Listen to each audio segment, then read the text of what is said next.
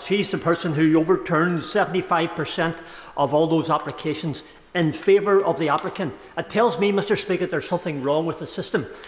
I have to say and put it on record, I am really, really worried sick for my constituents who suffer from mental issues because of our conflict of 30 years, but also physical issues as well. And Minister, there must be a system that protects those people, protects my constituents, protects the people that I represent in this House and the people that we all represent. Minister. Well, I think the honourable gentleman, again, is right to call for improvements. We do want to see improvements in assessments.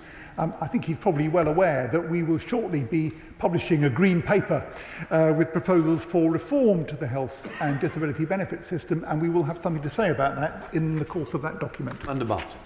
Question number 2. Secretary State.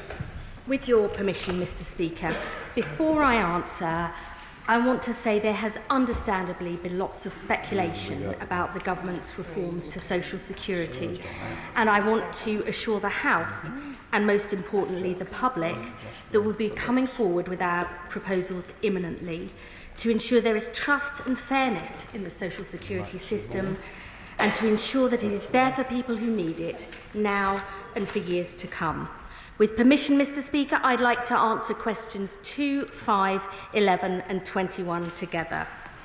Almost 1 million young people are not in education, employment or training. That is terrible for their living standards, future job prospects and for their health.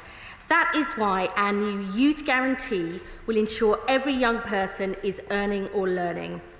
Our trailblazers, backed by £45 million of additional funding, will lead the way and will start in 8 areas next month. Under Martin. Thank you, Mr. Speaker. Thank you very much.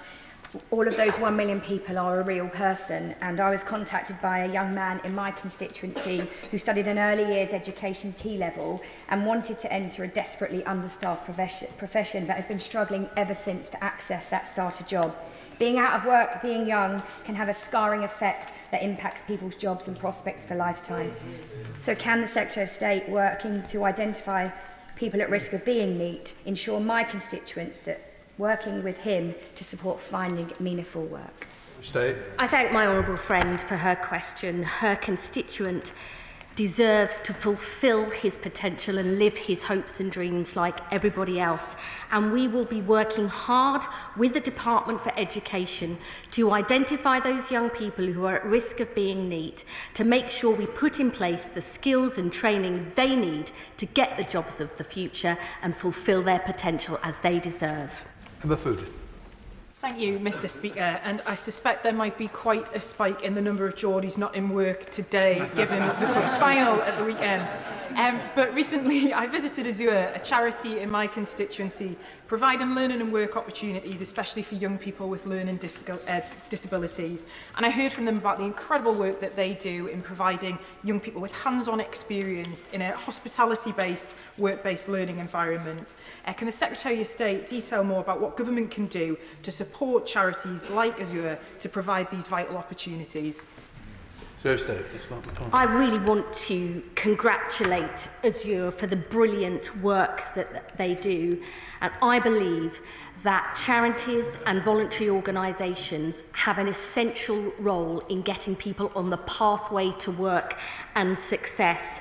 I know from my own constituency, with the supported internship programmes that have been run, including through my local hospital, that young people with learning difficulties with the right support can get those jobs, get that work, and that's what this government wants to deliver.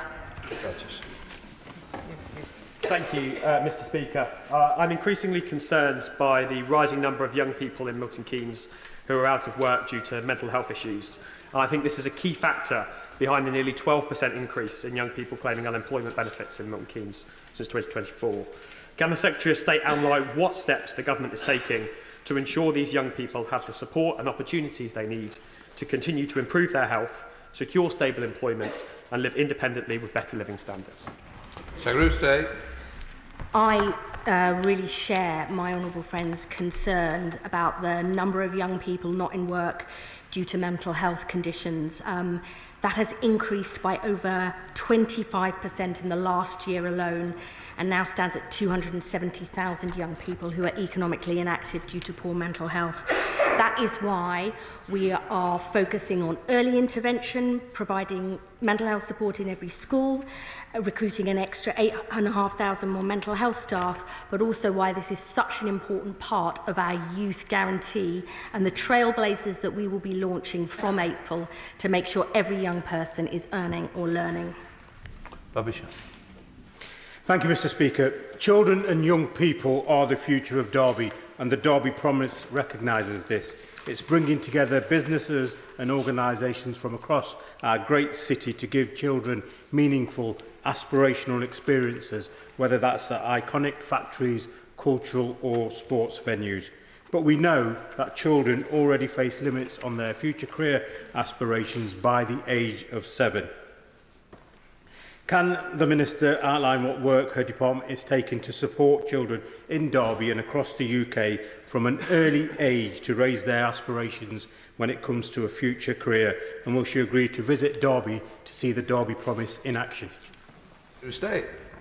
I or one of my team will definitely visit Derby Promise, and I really share his concerns that young people are ruling out future careers at a young age. I met with the Careers and Enterprise Company on Friday, and they told me children are ruling out careers by their gender at age 7 and by their class by age 9. And for this party, that is not good enough. I hope that Derby Promise will be involved in the Youth Guarantee in the East Midlands, led by the Mayor there, Claire Ward, because we have to unlock the potential of every young person if they and this country is going to succeed.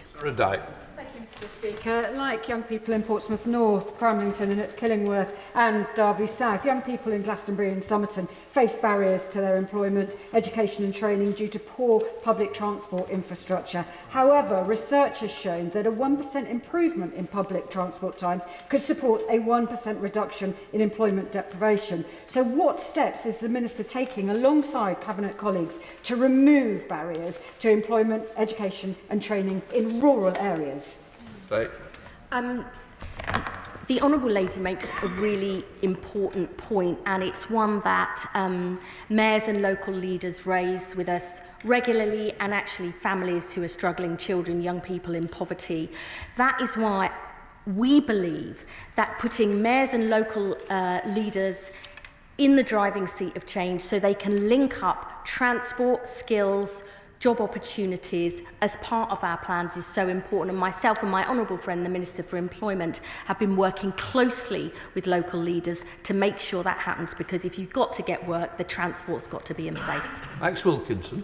Thank you, Mr. Speaker. The Minister for Employment and Disabilities was kind enough to come to the launch of the What Comes After Education report by the National Star and the Together Trust. One of the key findings of that report is that young people with disabilities face particular problems when trying to access work. The system is set up against them, workplaces are set up not to work for them, and all they want to do, many of them, is just do what they can to find meaningful employment. So when ministers are making decisions about upcoming welfare changes, I hope that report will be on their desk and it will be properly considered.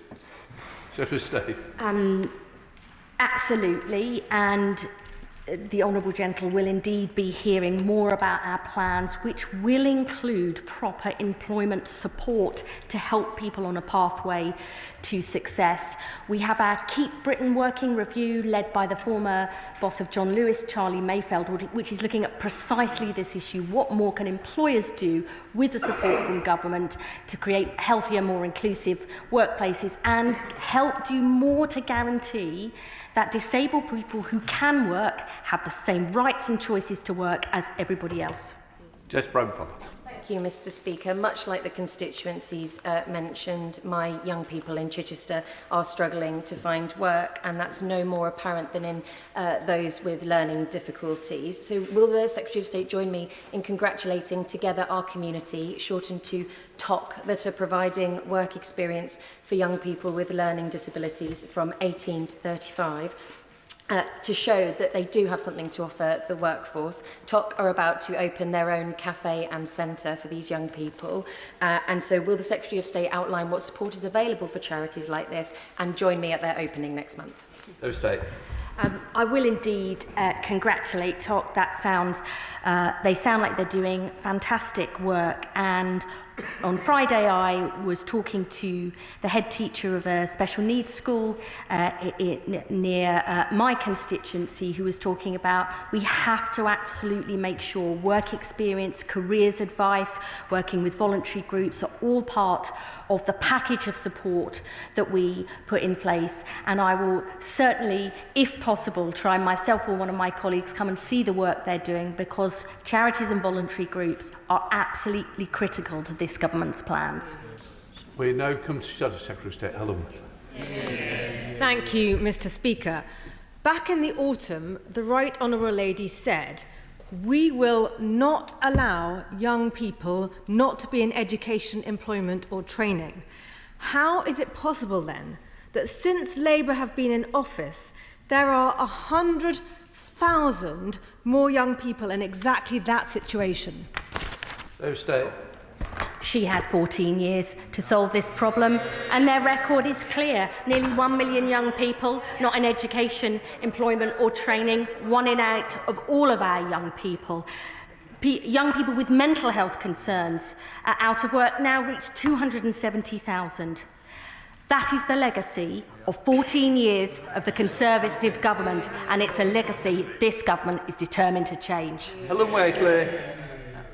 Mr. Speaker, I said since the party opposite have been in government, the answer is because of her Chancellor, her tax on jobs, her economic mismanagement.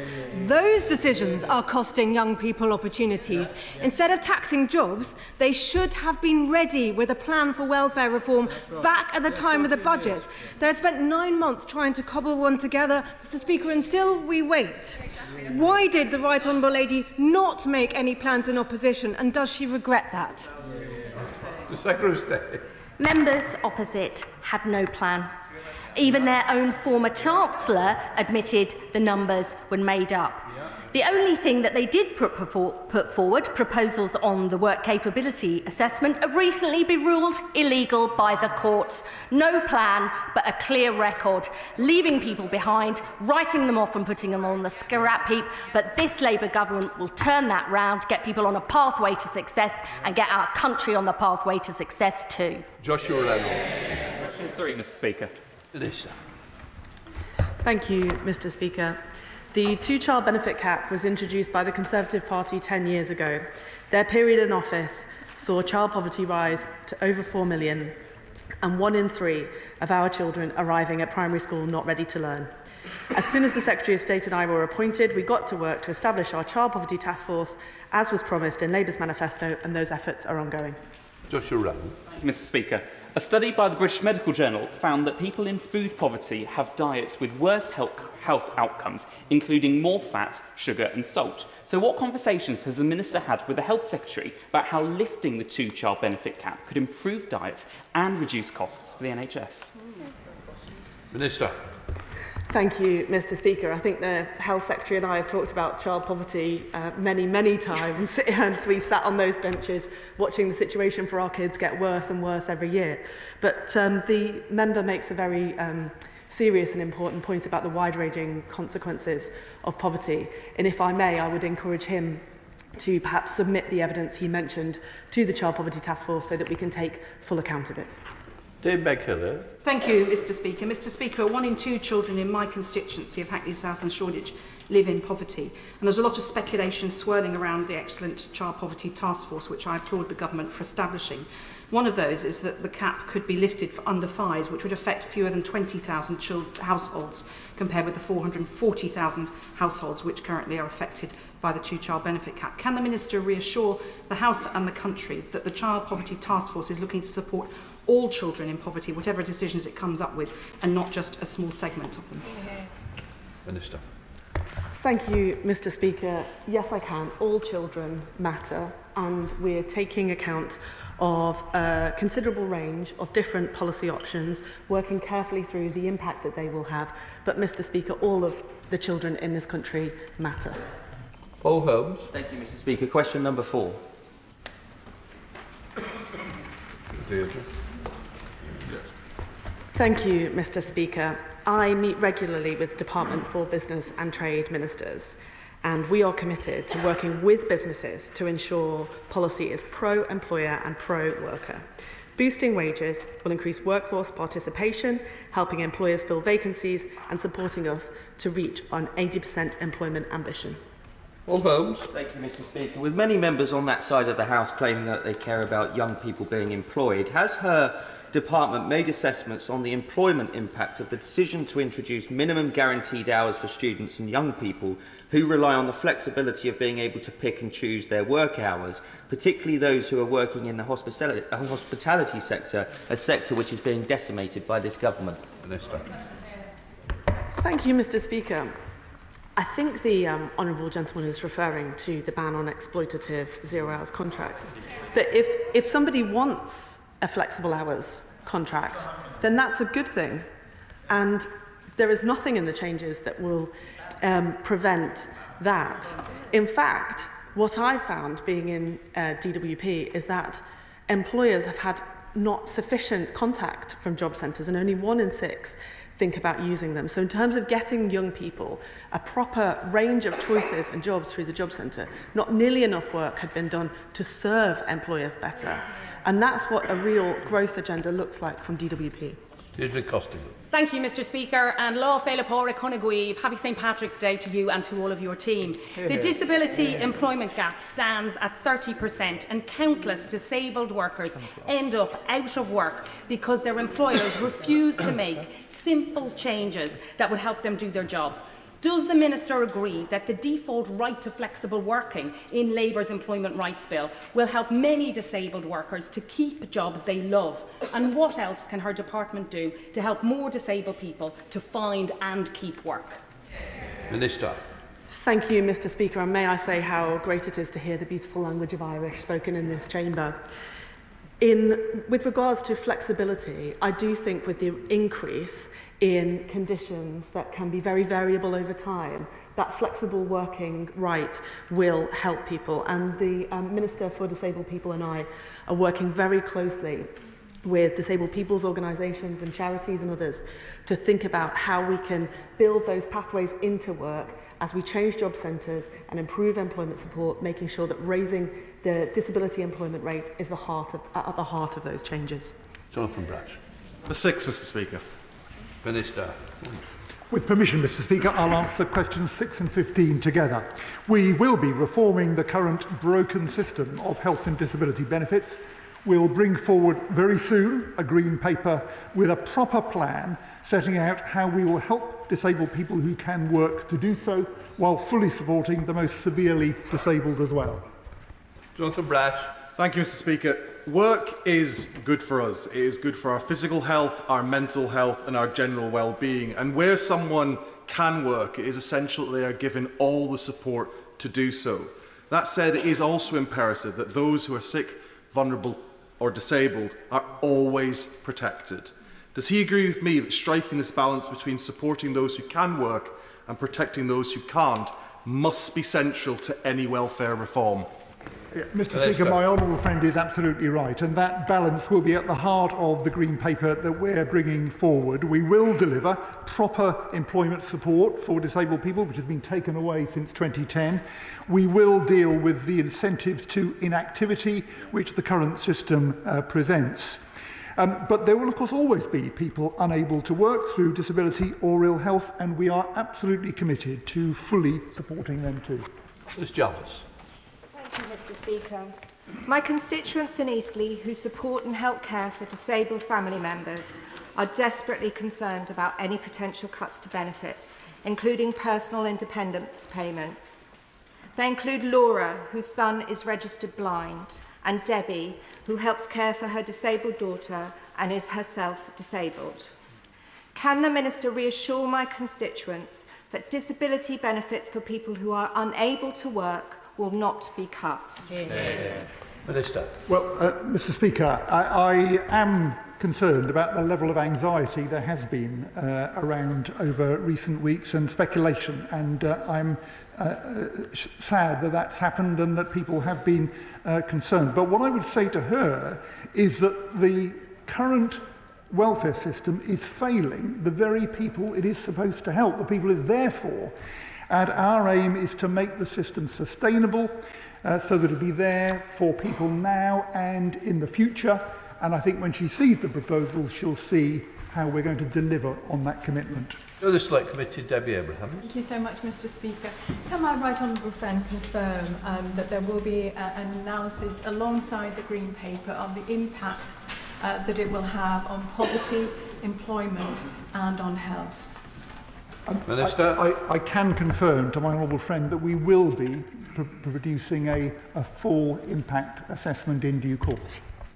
Esther McVeigh. Thank you, Mr. Speaker.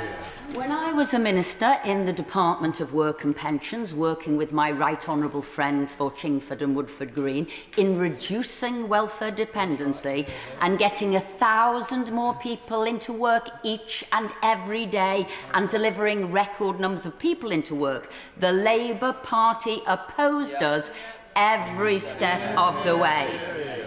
So can I take it that the recent conversion to reducing the benefit bill from the government is only about conning the OBR into thinking they will balance the books after their disastrous budget rather than because they really believe in it? Minister. Well, Mr. Speaker, I remember extremely well when the Right Honourable Lady was a minister in the department. It was very striking how the disability employment gap, which had been falling up till 2010, suddenly stopped falling and plateaued from that moment on. We are going to be delivering, Mr. Speaker, a decisive shift to early intervention, helping people to stay in work, to renew fairness, to renew trust in the system, and we'll be providing personalised support so that those who can work can get the jobs that they want.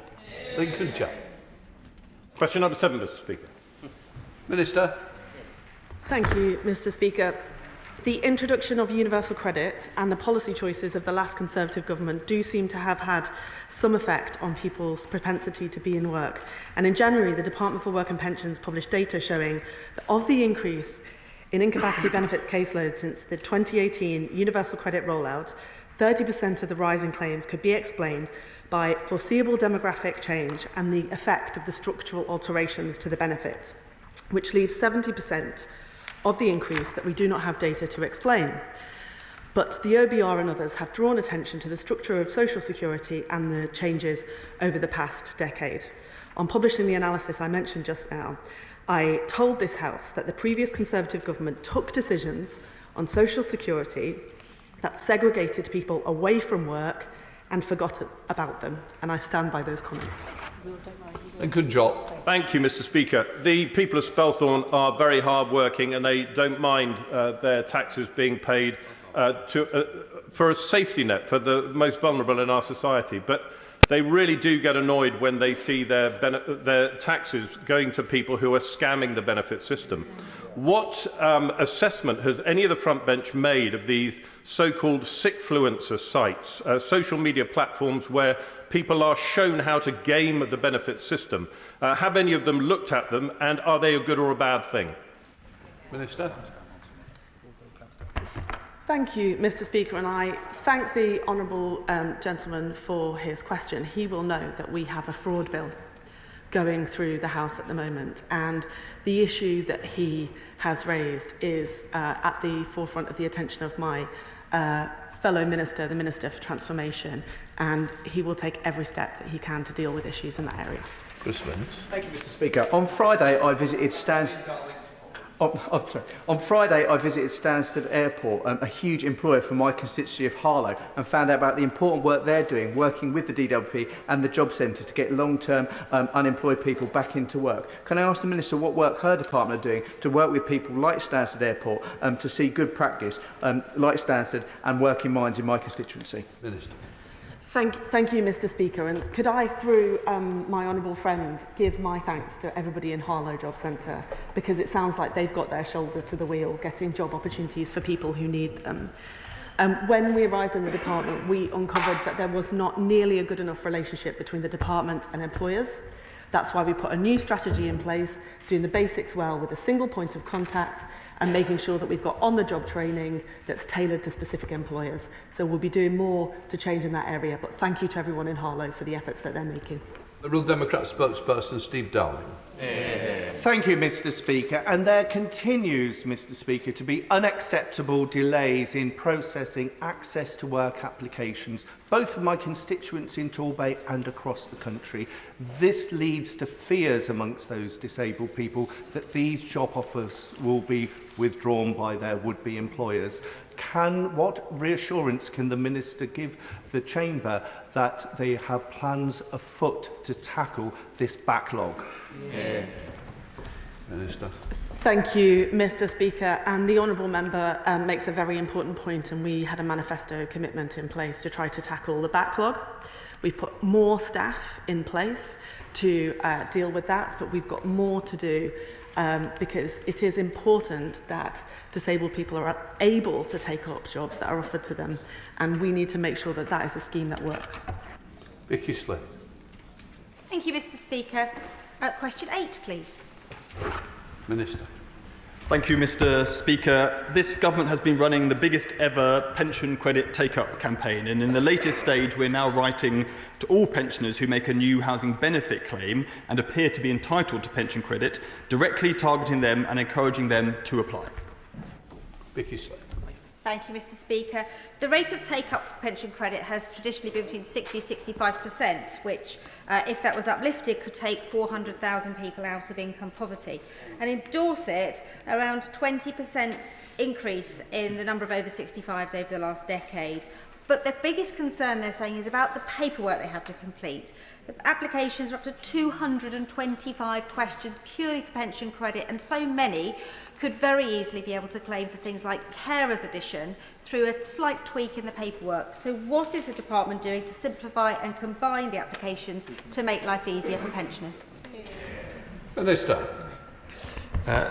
Thank you. We are already doing a lot to simplify the process. It now takes 60 minutes on average to complete an online form, and 90% of people apply online or over the phone. But she's completely right to highlight that we must do more, including simplifying the form. We continue to keep that under review, and I'd always be interested in ideas to go further. Come to Shadow Minister Nick Cooper. Thank you, Mr. Speaker. When they scrapped the universal entitlement to the winter fuel payment, they said that all 880,000 people eligible for it would get it through pension credit. We now know that didn't happen. They've got less than 120,000 new pensioners enrolled. More than 750,000 of the poorest pensioners missing out on a vital support this winter. So will the Minister tell us, was that the plan all along, to save money at the expense of the poorest pensioners, or will he admit that he has completely failed in his duty towards the most poor elderly people in our society? Minister. Thank you, Mr. Speaker. I mean, the lesson I've learned is from the last government that put up pensioner poverty year after year after year by 300,000 over the course of the last government. And what this government has done is run a pension credit take-up campaign that has seen an 81% increase in applications since July compared to the period last year, and 46,000 more awards compared to that period. That is what a government doing its job looks like. Danny Kruger. There are 45,000 more awards than the same period last year. We're talking about 880,000 people who are eligible. It's a pathetic achievement, and they've spent millions of pounds advertising this. And we've still got thousands of people waiting for their winter fuel payment, and the winter is over, so it's a little late for their next advertising plan. The fact is we still don't know who has missed out, what the waiting time for them was, what the effect has been on pensioner poverty, what the effect has been on hospital admissions, which have increased significantly for pensioners. Given the scandalous failure of the pension credit campaign, will the government release all available data on the impact of the winter fuel payment cut? Minister. Mr. Speaker, we've already released significant data on that, and as I say, just weeks ago, data showing the unparalleled success of the campaign to drive up pension credit take-up in recent days. And what we're doing now is concentrating on increasing support for pensioners right across the board, because the biggest disgrace from the last government was where they left this health service that our older generations rely on, and we are turning that around day after day. Andrew Lewin. Question number 9, please, Mr. Speaker. Minister. Thank you, Mr. Speaker. Supporting everyone to find good, meaningful work and helping them to progress is vital for economic growth. This includes disabled people who want to work and contribute, but who are let down by the current system. Job centres have a key role to play in this, and through creating a new Jobs and Careers Service, we will help more people get into work and on at work, supporting our ambition for an 80% employment rate. Andrew Luke. Very grateful to the Minister for his answer. I'm fortunate in my community that we have an above average number of 18 to 24-year-olds, but when I was talking to the manager of the Hatfield Job Centre just last week, they said to me that the single biggest barrier for young people to get into work was their mental health, as a number of colleagues have spoken about in the chamber today.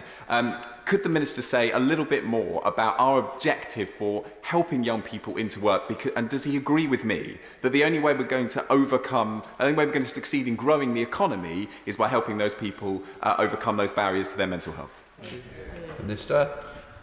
My honourable friend is absolutely correct to highlight the importance of tackling economic inactivity in order to drive up economic growth. This government understands the negative effects that unemployment can have on mental health, particularly amongst young people, which can impact future prospects. The Youth Guarantee will help address barriers faced by young people to ensure that they can access quality training opportunities and apprenticeship or help to find work, boosting their confidence to give them the very best chance of success in the workplace. John Glenn. Thank you, Mr. Speaker. A few weeks ago, I visited Salisbury Job Centre and I met with Kirsty Reeks and George Thornley, who were helping me organise a jobs fair on Thursday, the 8th of May.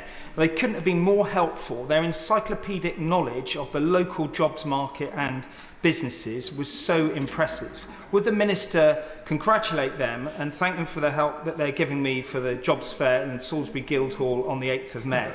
But would he also reflect on what incentives job centres could have to actually reach out to businesses and deepen their knowledge of local labour markets? Minister.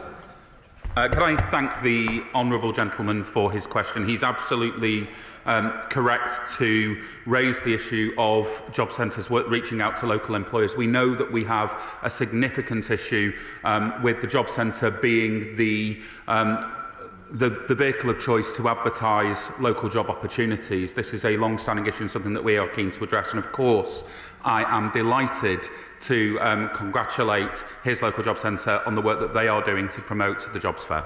Thank you very much indeed, Mr. Speaker. Question number 10. Minister. Thank you, Mr. Speaker. Official unemployment currently sits at 4.4%, which is clearly much lower than the historic high, which was 11.9% in June 1984. However, today's official unemployment level masks the legacy of the recent Conservatives' period in office, which saw numbers of people off sick rise to nearly 3 million, concentrated in places with employment rates well below the national average, creating a vicious circle where people are forced to leave the place they love for a chance of a career, and those who are left do worse and worse, which is why, as part of our Get Britain Working reforms, we're building a new Jobs and Careers Service that will be locally tailored and that will help everyone find access to support to get a good, meaningful job and help people progress in work.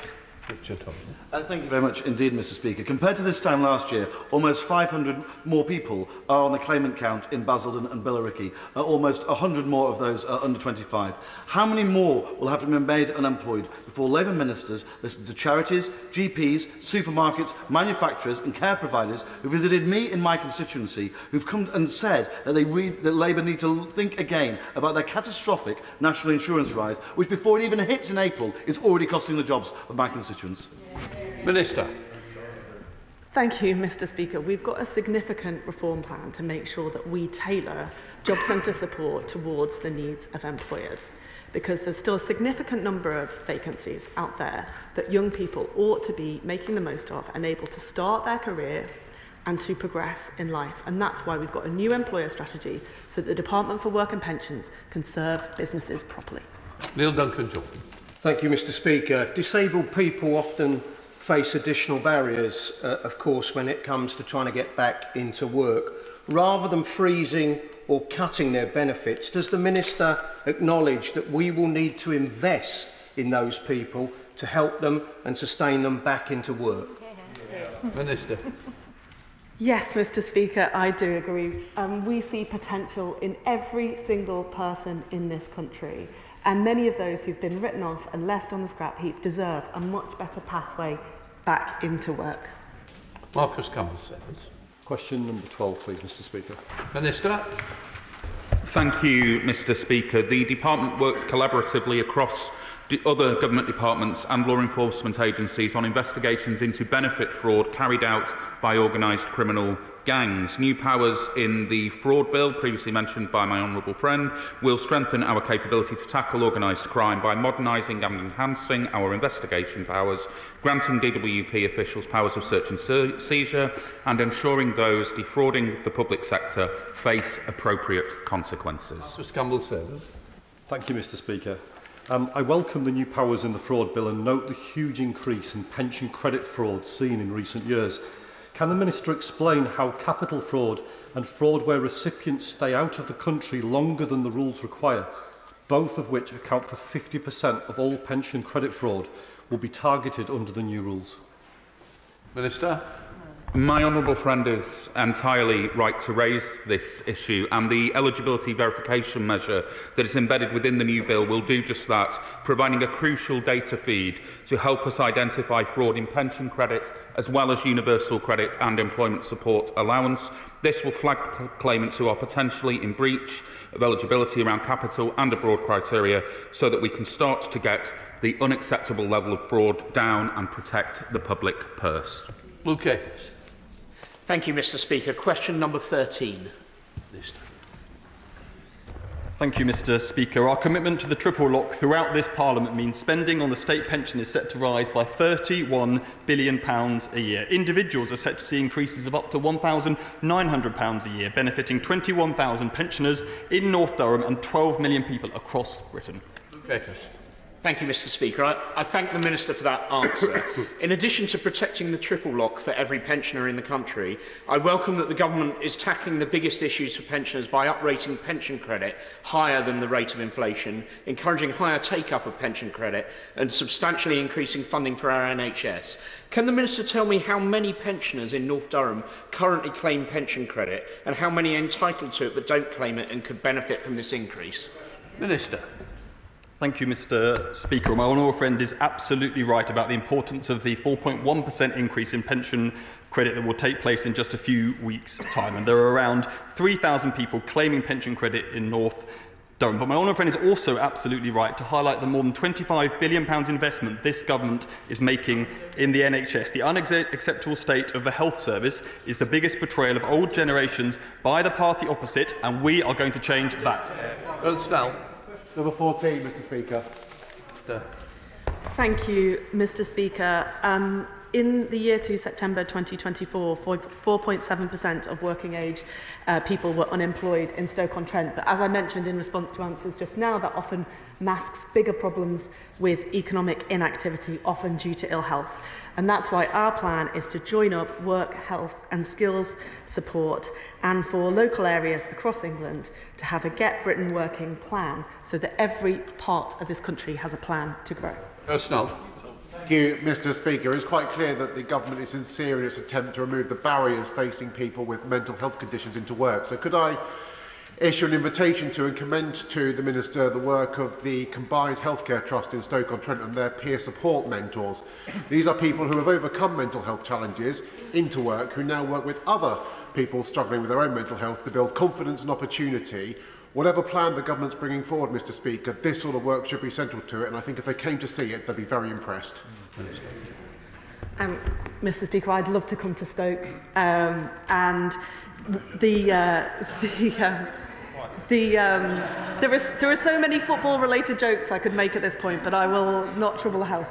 I would love to come to Stoke, not just on a wet Tuesday, but the member makes the case for exactly the strategy underpinning our reform, which is to join up health and work support. I have seen in my own constituency the power of peer mentors for mental health conditions, and I would love to come to see the brilliant work that he himself has just reported to the House. Williams. 16, please, Mr. Speaker. Secretary of State. Many disabled people want to work, but were written off and failed by the last government.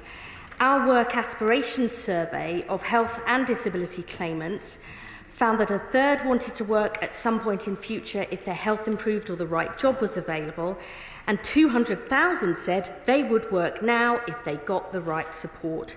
This government will ensure disabled people who can work have the same rights and chances to work as everybody else, because that principle of equality is what this Labour government is for.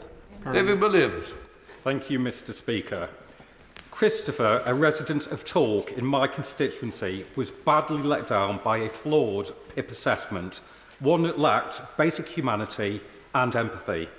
Now, with reports of welfare reforms in the media, he is deeply worried about what the future holds. So can I ask the Minister what steps will be taken to ensure that people like Christopher are treated with fairness and dignity and given the support that they need? Sarah Stake. I absolutely want to say to my honourable friend and his constituent that treating people with dignity and respect is at the heart of this government's plans. I know as a constituency MP for 14 long years under the Conservatives that there will always be people who cannot work because of the severity of their disability or their illness. But I also meet day in, day out, disabled people who are denied the chance of work for many different reasons. That is what we want to put right, to make sure that the social security system is there for those who need it, not just now, but for years to come. Sir Jeremy Wright. Thank you very much, Mr. Speaker. As the Secretary of State looks at the report, is she considering the PIP reassessment process? And would she agree that it would be sensible when considering PIP reassessments for people whose conditions are not going to get any better, that unless they wish to be reassessed, it would be sensible to relieve them of the burden of that reassessment process? Less distressing for them, saving money in the system, and allowing people who do need reassessment to be reassessed faster. Minister. I agree with a lot of what the honourable gentleman says. Patience is never my greatest virtue, but I would ask him to be patient and the rest of the House to look at the full proposals that we will be putting forward imminently. Josh McAllister. Mr. Speaker. Minister. Thank you, Mr. Speaker. The Department supports care leavers aged 16 to 24 through an extensive range of interventions to help them into employment. For example, care leavers who start an apprenticeship are signposted to a £3,000 bursary from their training provider and, of course, can still receive universal credit if on a low income. More broadly, under the new Youth Guarantee, all young people aged 18 to 21 years in England, including care leavers, will have access to support to enter employment, education or training opportunities. Josh McAllister. Thank you, Mr. Speaker, and thank you to the Minister for the answer. 39% of young care experienced people are not in education, employment or training. That's 3 times the average rate, and it's costing the UK in lost tax revenue alone over £145 million a year. We can't achieve the ambition of getting Britain working unless we untap the potential of this amazing group of young people. So will ministers agree with me that we need to take bold, imaginative action to radically improve the number who are going into work? My honourable friend is absolutely correct to highlight those statistics. The number of care leavers not in education, employment or training is absolutely unacceptable, and he will be stunned to hear that I am in full agreement with him. Come to topicals, Jessica Till. Question number 1, Mr. Speaker. Secretary of State. Mr. Speaker, this week is Sign Language Week, and my right honourable friend, the Minister for Social Security and Disability, will be speaking in the backbench debate to mark Sign Language Week on Thursday. This week is also Neurodiversity Celebration Week. Neurodivergent people face particular barriers to employment, with less than 1 in 3 in work. Everyone deserves the chance to fulfil their potential, so we recently launched a new independent panel to advise us on these issues. The experts on this panel, including neurodivergent people themselves, will present their recommendations to us later this year, and I very much look forward to their findings. Jessica Till. Thank you, Mr. Speaker. Last week I visited the Crumbs project in my constituency, Bournemouth West. Crumbs provides training for people with disabilities and mental health conditions to get the professional skills they need to go into the hospitality industry and the personal skills they need to live independently. 90% of their trainees move into employment. So given the Secretary of State's commitment to bringing people with long-term health conditions and disabilities back into work, what more support can she give to successful programmes like Crumbs? I welcome the work that Crumbs is doing, my honourable friend's constituency. I want to make sure that not only do we overhaul our job centres, have a new youth guarantee, join up work, health and skills support through our Get Britain working plan, but that crucially our job centres and others work closely with organisations like that, because it is only by working together that we will get the right support to help people on a pathway to work and a pathway to success. Secretary of State Helen Waisley. Thank you, Mr. Speaker. We heard yesterday that the Cabinet had not yet seen the welfare plan that the Right Honourable Lady is apparently due to announce tomorrow. Given all the media briefings, the apprehension of disabled people and the growing number of people not working, none of us would want to see that delayed. So can she assure us that she has got collective agreement so she can announce her plan here in this chamber tomorrow? Secretary of State. The Honourable Lady will have to show a little patience, and she talks about plans. We've seen her and the Shadow Chancellor writing in various newspapers claiming about their plan, but there never was a plan. There never was a plan. The former Chancellor, the Right Honourable Member for Godalming and Ash, actually admitted this during the election when he said that the numbers had already been scored, and the only thing that they ever put forward was ruled illegal by the courts. They had 14 years to put this right. This government will act. Thank you, Mr. Speaker. I was listening very hard to that answer, and from everything I heard, she still doesn't have the support of her Cabinet colleagues with less than 24 hours to go. It was a no. There's never a good time for millions of people to be out of work, but as the world gets more dangerous, we can afford neither the benefits bill nor the waste of human potential. Given the opposition of her party to welfare reform, can she assure me that her planned reforms will grasp the nettle and bring the benefits bill down? This from a government that left 1 in 10 working age people on a sickness and disability benefit, 1 in 8 young people not in education, employment or training, 2.8 million people out of work due to long-term sickness. Terrible for them, their life chances, their incomes and health, and terrible for taxpayers who are paying for an ever-spiralling bill for the costs of failure. Unlike the party opposite who wrote people off and then blamed them to get a cheap headline, we will take decisive action, get people into work and get this country on a pathway to success. Thank you, Mr. Speaker. The number of young people not in education, training or work is disproportionately high in areas like Hartlepool that I represent, something that the party opposite did nothing about in 14 years. Can I ask the Secretary of State, how will she ensure that opportunity for young people reaches every part of our country? Secretary of State. We will never get this country growing again unless we provide good jobs, hope and opportunity in every part of the country, including in my honourable friend's constituency. He knows his region has one of the highest levels of people not in education, employment or training. Our youth guarantee will ensure every young person is earning or learning, and I look forward to working with him to deliver that on the ground. Liberal Democrat spokesperson Steve Darling. Thank you, Mr. Speaker. And will the Minister confirm that those people in receipt of disability benefits but profoundly cannot work will not face a cut in their benefits? Thank you. I would say to the honourable gentleman, just as the Right Honourable Member, the Minister for Social Security and Disability, we know that people there will always be people who cannot work because of the nature of their disability or health condition, and those people will be protected. Jim Dickens. Thank you, Mr. Speaker. For many people living in Dartford, being given the opportunity to learn new skills would open the door to work, particularly with the prospect of new infrastructure projects like the Lower Thames Crossing on the horizon. Can the Minister reassure me that she's working with the Education Secretary to give all young people a route into good work? Yes, it's not only that we are working closely together to expand the number of apprenticeships for young people, to look at changing the rules so you don't always have to have some of those, the basic GCSE maths and English to be able to get that new foundation apprenticeships. I think we need to go further by working closely with our schools. In my own constituency, on Friday I visited a school which is looking closely at the sort of risk factors for becoming NEET, and that is where we really need to take action. Tim Farron. Thank you very much, Mr. Speaker. The Secretary of State co-chairs the Child Poverty Task Force.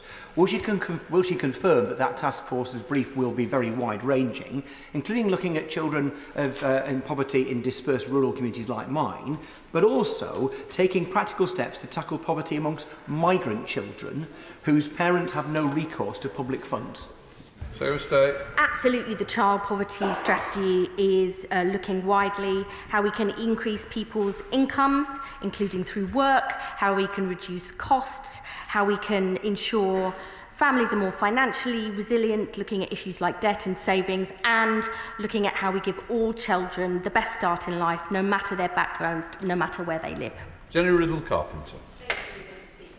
Will the Minister provide an update on the Jobs Plus pilot and what assessment has been given to its future rollout, including widening it to geographies including Suffolk Coastal? Thank you, Mr. Speaker. Jobs Plus pilots were launched in July 2024 and are helping address employment barriers for residents of 10 social housing communities. We plan to publish our initial evaluation this summer, which will help us understand more about how this type of innovative community-led employment might support our vision to get Britain working, and I look forward to working with all members, especially her, on the next steps with this project. Bradley Thomas.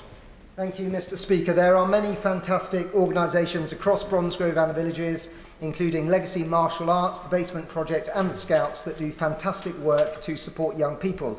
The committed individuals behind these, the work that they do, it bolsters the confidence, skills and mental health of young people. So will the Minister join me in thanking these organisations for the work that they do across my constituency, and will the Minister outline what support is available to these organisations to support them in the valuable work that they do? Minister. Thank you, Mr. Speaker, and I absolutely will join the member in thanking all of those organisations he just mentioned in his constituency. And if I might say to him that if he could link them up with his local job centre so that we can help make that connection between young people who really suffered disadvantage and that really positive community support that is available for them in his constituency, that would be very helpful. Manjeet Singh Desi. Nearly 1 in 7 young people in the UK are not in work, education or training. That's an 11-year high. So, Secretary of State, given that my Slough constituency is the youth capital of Britain, what is the government doing to ensure that young people have the opportunities to build the successful careers and futures that they so fully deserve? Minister. Thank you, Mr. Speaker. And as my honourable friend mentions, there are important opportunities in Slough that young people growing up there need to be able to take advantage of, and that's why we launched our youth guarantee as part of our plan to get Britain working. It will be there for 18 to 21-year-olds, and again, if I might encourage him to work with his local job centre in Slough as we improve the support that's available for young people. Vicky Slade. Mr. Speaker, Sarah in my constituency of Mid Dorset North Pool left an abusive relationship, but on applying for maintenance her ex-partner denied parentage, putting the children through DNA tests, delaying things, claiming special expenses, then declaring nil earnings despite having just bought a house with a mortgage, accepted with no investigation, is now being asked to pay back his arrears of thousands of pounds at £1 per month. What is being done to review the burden of proof for income and support parents and children being financially abused even after they've left relationships? Good question. Minister.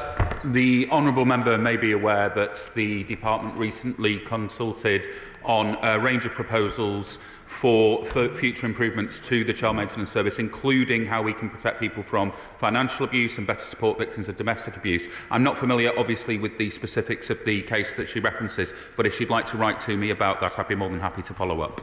Sir Simon Hopper. Thank you, Mr. Speaker. And pension credit claims, as we've heard, have increased by 64%. I'd like to commend the Minister and the Department, and also Citizen Advice in Stroud, and in fact throughout the country, for making this happen. However, there are 800,000 people who are earning just above that limit and living in poverty. And I wonder whether, when fiscal situation arises, whether they will review the cap and indeed the gradient of this benefit. Thank you. Minister.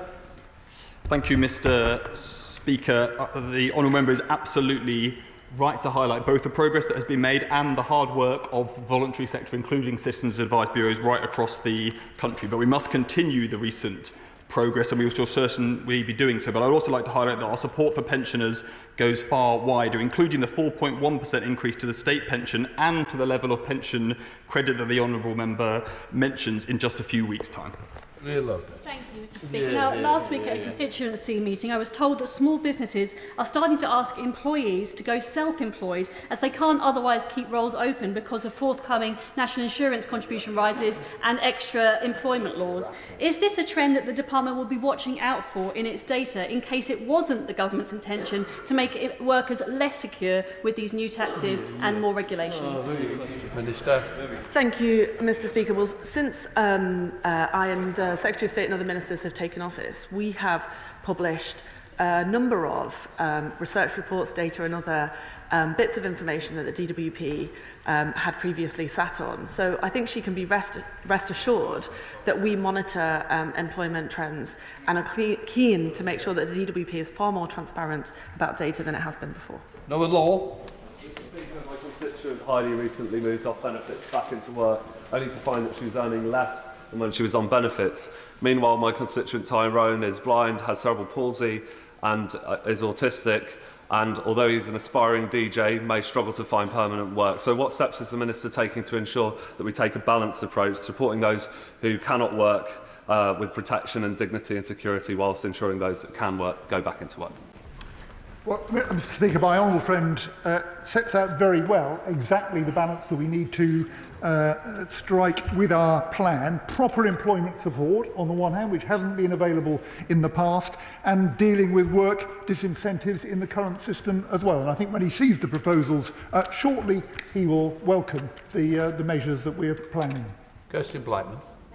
Mr. Speaker, if someone has an amputation, schizophrenia, terminal cancer or uncontrolled epilepsy, can the Minister please reassure them that tomorrow's announcements will not mean a cut in their social security? Well, Mr. Speaker, as we've made clear already today, we are absolutely determined to protect those who need to be protected in the proposals that we're bringing forward. I think she'll welcome the proposals when she sees them and be reassured by them. Sarah Smith. Thank you, Mr. Speaker. There are currently thousands of children and now adults, of disabled children and adults across the country, including in Hindburn and Haslingden, who cannot access their childhood tax funds. How is the Minister working to address this with the Ministry of Justice to help families gain quick and easy access to these? And would he give further consideration to increasing the scope of the DWP appointee scheme to cover child tax funds and junior ISAs up to £5,000? Well, Mr. Speaker, I welcome my honourable friend's interest in this, and she and I have met to discuss it. She's absolutely right. There should be no barriers in place to the young people and their families accessing the funds. The Ministry of Justice has made some progress already. I don't think the answer is going to be altering the DWP appointee scheme, but there will be further progress to make things easier. So Desmond Swain. What's the Minister's estimate for the number of pensioners who would qualify for pension credit but haven't applied in North Durham? Well said. Yeah, Minister. I thank the honourable member for his question. The Department for Work and Pensions doesn't produce data at the level of the constituency on the question he raised, but I'll tell him the answer at a national level, which is much lower than it was before this government came to office. Whereas, Mr. Speaker, supporting people back into work is not only the right thing to do for the UK economy, but also the fair and compassionate thing to do for people stuck in the welfare system. However, over the last few days, a significant number of people have contacted my constituency office with profound concerns about what they have heard and read in the press. Does the Minister agree with me that by removing the culture of fear and creating a nurturing environment, we can help people back into work and give them the support they need to survive, not just to survive, but to thrive? My honourable friend is absolutely right. We are absolutely determined to provide proper support. There has been proper support in the past. It disappeared after 2010. We want to provide that support again because so many people would thrive if they had it. We know there are 200,000 people at the moment out of work on health and disability grounds who would love to be in the job if they just had the support, and we're going to provide it. Shambo. Mr. Speaker, now for weeks the government's active trailing of welfare cuts has generated genuine fear. Disabled people in Brighton Pavilion are writing to me in literal terror. So will the Secretary of State apologise for this and reassure the public that actual benefit changes will not take place this calendar year or without parliamentary votes in this House? Minister. Well, the honourable member, first of all, I recognise there has been a good deal of anxiety, and I regret that that has occurred. But there won't be long to wait. The proposals will soon become clear, and I think she will welcome a great deal of the changes that we want to make. Rachel Maskell. Thank you, Mr. Speaker. York, as a human rights city, believes that disabled people should be at the heart of all decision making. So could the Minister say how disabled people have formed his views in bringing these changes forward and have been at the heart of the decision-making here? Well, my honourable friend is right, and we have in our manifesto a very firm commitment that the views and voices of disabled people should be at the heart of everything we do. So over the last week, I've had discussions with a number of disabled people's fora, and when we come forward with our proposals shortly, we will be consulting very extensively with disabled people and their organisations about the right way forward. Andrew Stone. Thank you very much, Mr. Speaker.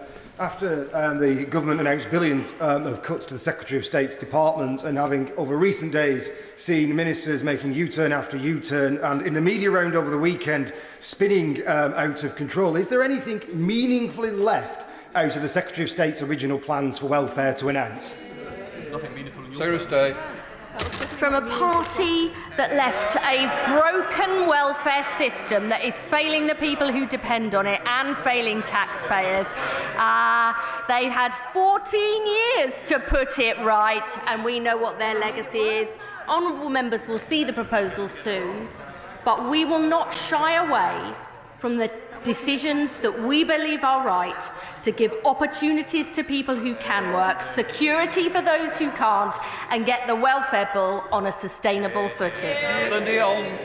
Thank you very much, Mr. Speaker. The Telegraph today has done a right hatchet job on the most socially deprived ward in my constituency.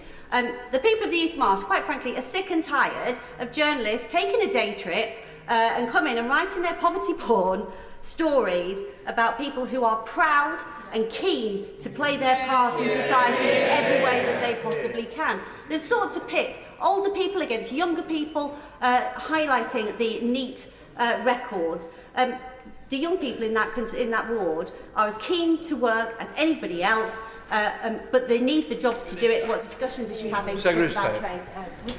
Well, there'll be no greater representative for her constituents than my right honourable friend, who rightly says they want the right chances and choices and support to work as anybody else. That's why we're creating more good jobs in every part of the country through our modern industrial strategy. We're improving the quality of work and making work pay through our employment rights bill, and our Get Britain working plan will give the work, skills and... See, it's topical. I've got a few members still get in. Peter Bedford. Thank you, Mr. Speaker. And it's right that the welfare system supports those with disabilities.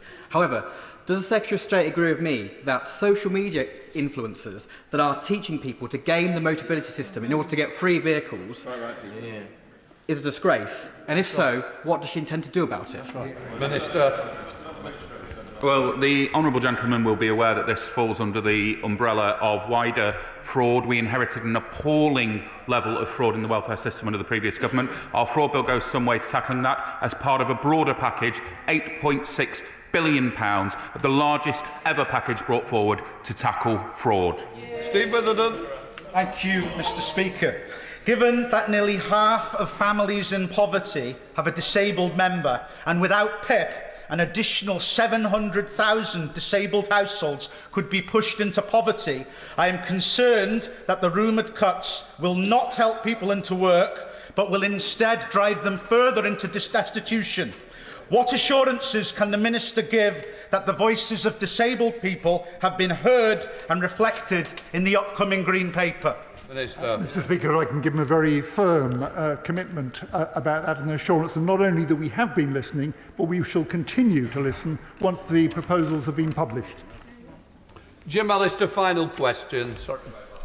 Thank you. I previously urged the Secretary of State to liaise with the Department of Communities in Northern Ireland over its pitiful pursuit of benefit fraud. In the same vein, is the Minister aware that of the 39,000 new vehicles registered in Northern Ireland last year, 18,000 were under the mobility scheme? Isn't that indicative of appalling abuse of that scheme?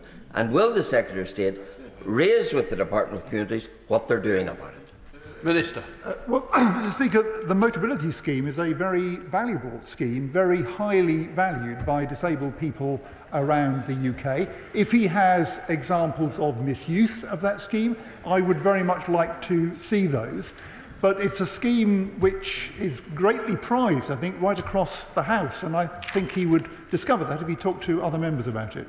Right, that completes questions.